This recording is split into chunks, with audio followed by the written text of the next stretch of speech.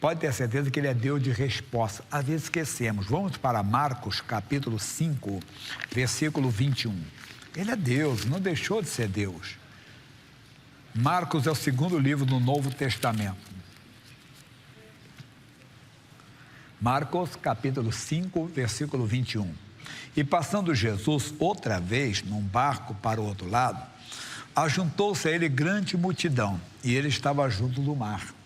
E eis que chegou um dos principais da sinagoga, por nome Jairo, e vendo, prostou-se aos seus pés, e rogava-lhe muito, dizendo: minha filha está moribunda, está morrendo. Rogo-te que venhas e lhe impõe as mãos para que sare viva. Eu digo durante muito tempo que esse homem quebrou, vamos dizer assim, um tabu. Ele era chefe da sinagoga, que fazia oposição a Jesus, que não recebiam Jesus como Messias, como Cristo. Mas ele deixou de lado todo o preconceito, vamos dizer, religioso, deixou de lado toda a vaidade e se arriscou. Porque se você olhar, por exemplo, nós temos o caso de um homem que era cego de nascença, em João 9, só comentando. E esse homem foi curado de uma maneira maravilhosa. E depois os pais foram chamados, o seu filho era cego mesmo? A pergunta para ele, já é de idade, mas por que eles tinham medo de reconhecerem o milagre do Senhor Jesus e serem expulsos da sinagoga? Então Jairo se arriscou também. Poderia ser denunciado aos demais príncipes, ao conselho da sinagoga e ser expulso da sinagoga. Ele não quis saber. Deixou de lado tudo isso e foi até o Senhor Jesus, porque sua filha estava morrendo. E foi com ele e seguia uma grande multidão que o apertava. E diz assim, aí tem uma mulher, certa mulher que havia 12 anos, tinha um fluxo de sangue. Não vamos falar agora. Ela parou o Senhor Jesus, porque ela queria ser curada, ela tinha um fluxo sanguíneo, mas eu vou deixar isso para o outro culto, que eu vou pular um pouquinho aqui, lá no versículo 35. Depois que Jesus parou para curar aquela senhora. Estando ele ainda falando, chegaram alguns do principal da sinagoga, a quem disseram: a tua filha está morta, para que enfadas mais o mestre? Nossa mensagem agora, hein? Li bastante para chegar a essa parte. E Jesus, tendo ouvido essas palavras, disse ao principal da sinagoga: não temas, crê somente. Aqui está, nós vamos crer, entenda bem, naquilo que estamos vendo, ou naquilo, entenda bem, que Jesus está falando. Quantas pessoas não conseguem andar por fé? Deixa aqui, eu volto depois para terminar. Na segunda carta aos Coríntios, no capítulo 5, no versículo 7, o Senhor Deus diz assim: porque andamos por fé e não por vista. Nós sabemos que a fé, ela vem por ouvir, e ouvir pela palavra de Deus. Então nós andamos por aquilo que ouvimos de Deus, não aquilo que estamos vendo, mas aquilo que Deus está dizendo, aquilo que Deus está falando. Para entender um pouco mais ainda, vamos lá em Hebreus, capítulo 11, versículo 1, que fala bem sobre a fé. Hebreus 11, 1. Ora, a fé é o firme fundamento das coisas que se esperam e a prova das coisas que não se veem. Se pega uma tradução atualizada, vai dizer: a fé é uma certeza, é uma convicção que você que você tem, que você recebe, quando você ouve a palavra de Deus, quando você recebe a palavra de Deus no seu coração. O Jairo tinha uma decisão agora. Ele tinha que andar, como diz uma canção evangélica, ele estava entre a fé e a razão. Os amigos estão dizendo para ele: não incomode mais o mestre, ela está morta, não tem mais nada a fazer. E às vezes tem coisas que, olhando com os nossos olhos, não tem mais nada a fazer. É um casamento falido, é um casamento destruído, é um casamento que não tem mais jeito. Entenda? Eu conto um caso para vocês que vocês já ouviram, desculpe repetir, quem ouvir mais uma vez. É um caso de uma mulher que ela foi corajosa, ela foi crente mesmo. Talvez eu poderia dar um conselho errado para ela. Essa senhora, ela vivia há muitos anos com um homem e ela tinha 3 filhos com ele. Está escutando? E um dia ela começou a frequentar uma igreja evangélica. E o companheiro, marido, porque não era casado no papel, mas, né? Os antigos diziam: amigado com fé, como é que é? Casado é, lembra disso aí? Não, amigado com fé, casado é. E então ele começou a acompanhá-la em alguns cultos. E ela se firmou realmente, querendo seguir a Jesus. O casamento, ele furava um pouquinho. Estou aqui contando mais ou menos, talvez falte palavras, né? Posso mudar um pouquinho com o tempo, que tem muitos anos isso. E ela simplesmente, entenda bem, um dia ficou sabendo que o companheiro, o marido, o pai de seus filhos, estava tendo um caso, não, estava namorando uma outra pessoa. De onde era a pessoa? Da igreja. Ela então, envergonhada, deixou de ir à igreja, e ele simplesmente saiu de casa, morar em outro lugar, e casou com a moça. Casou. E se perguntassem para mim, se ela perguntasse, pastor Jair, contasse esse caso todinho, o que o senhor diz? Eu acho que eu devo continuar orando por ele, ou eu devo desistir e eu abençoá-lo, que ele seja feliz? E aí, o que você diria? Agora é fácil falar, né? Se coloca no lugar ali. E ela simplesmente continuou orando. 3 meses depois, o casamento foi anulado. Ele voltou para casa e ficou com ela. Nós andamos por fé. Quer dizer, a fé vem pelo ouvir pela palavra de Deus, não é ouvir o pastor, irmão. Eu sempre digo, o pastor prega, mas quem fala é Deus. Você tem que ficar atento ao que Deus está falando com você na palavra. O Jairo recebe a notícia, então ele está entre a fé e a razão. Jairo, não tem mais nada a fazer. Sua filha está morta. Não podemos esquecer que ele está ouvindo aqui um homem chamado Jesus. Hoje nós sabemos que ele é Deus. O Jairo teve essa convicção depois, mas estava ouvindo um pregador, estava ouvindo um homem. Um homem dizia, não temas, crê somente. Mas os fatos diziam, a sua filha está morta, está acabado, não tem mais nada a ser feito. O que ele fez? Ele optou em seguir ao Senhor. E diz então, e não permitiu que alguém o seguisse, a não ser Pedro e Tiago e João, irmão de Tiago. Eu paro aqui para dizer, durante muitos anos, que Jesus não tem privilegiados, queridinhos, é que eles creram. Por que o Mateus não foi ali? Né? Por que o Bartolomeu não foi? O Judas? Tanto Simão, entenda Cananeu, como também os Cariotes. Por que o André não estava aqui? O Tomé não estava? Será que Jesus... Não. É que até nós que seguimos a Jesus, às vezes balançamos. E ficamos com a razão e deixamos a fé de lado. Também se ele não parasse aqui, ele parou para curar essa senhora. Olha o tempo que ele perdeu. Se ele tiver... Não. Olha o tempo que ele perdeu. Não tinha perdido tempo, ele estava na direção dada por Deus. Tudo é movido pelo Senhor. Aí ele então levou só isso daí. E tendo chegado à casa do principal da sinagoga, viu o alvoroço, e os que choravam muito e pranteavam. E entrando disse-lhes, por que vos alvoroçais e chorais? A menina não está morta, mas dorme. E riam-se dele. Porque quando nós falamos por fé, agimos por fé, as pessoas não entendem. E as pessoas até acham que são loucos. Verdade? Você imagine o caso dessa senhora. Se alguém perguntasse assim, puxa, soube, que coisa triste, né?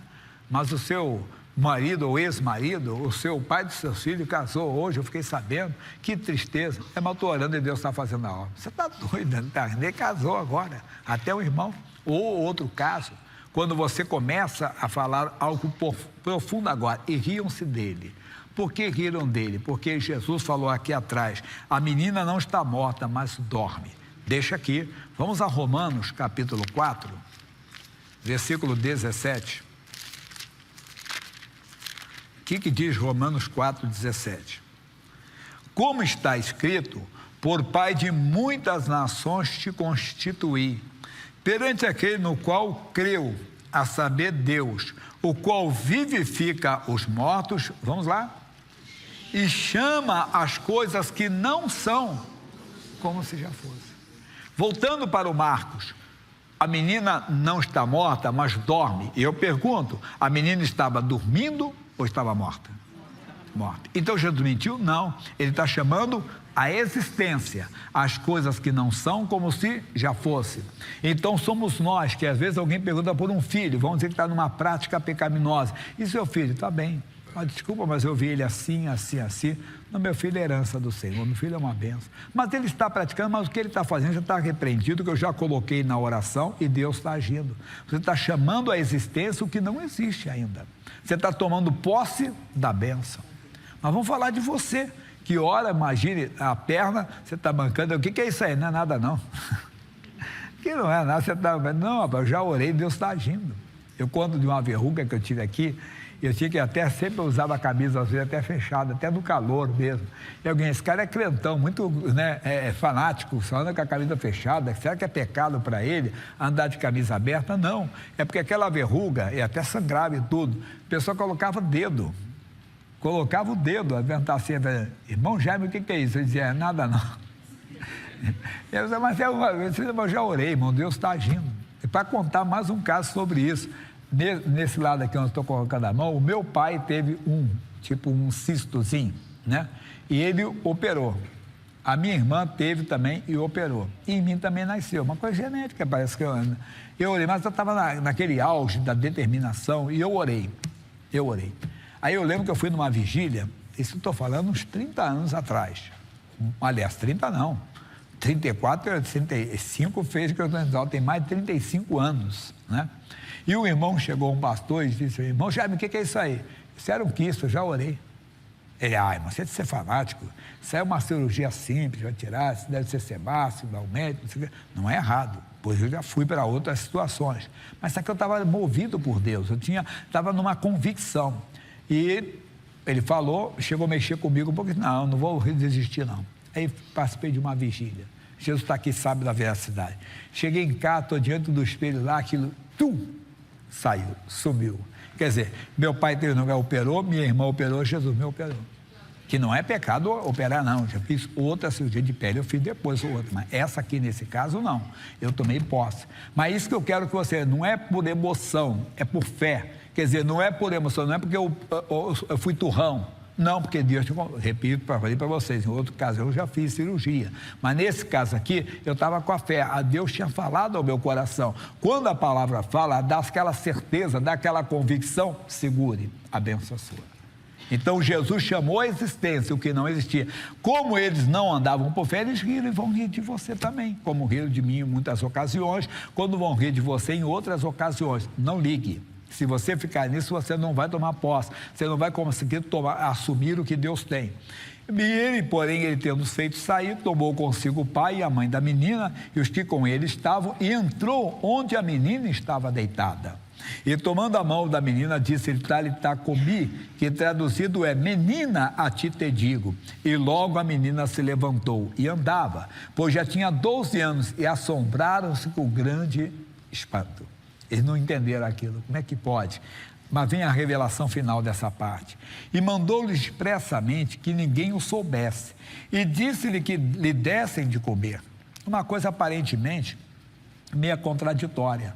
Porque geralmente quando a pessoa recebe um milagre, Jesus manda contar. Nesse caso da mulher aqui, que ficou com hemorragia, que ficou curada da hemorragia, quem tocou nas minhas vestes? Ele queria que todo mundo soubesse que tinha acontecido um milagre aqui. Mas aqui ele está mandando não falar. Por quê?